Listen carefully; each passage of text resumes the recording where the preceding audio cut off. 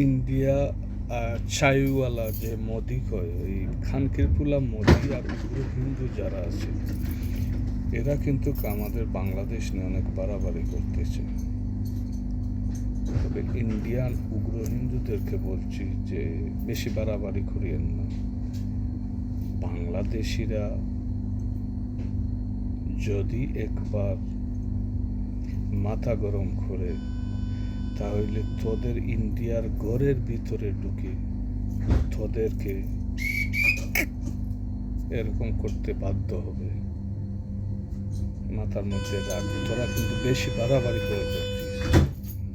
তোরা যে নিকৃষ্ট হিন্দু, বহির্বিশ্বে ইউরোপ আমেরিকার প্রত্যেকটা দেশে তোরা নিকৃষ্ট জাতি।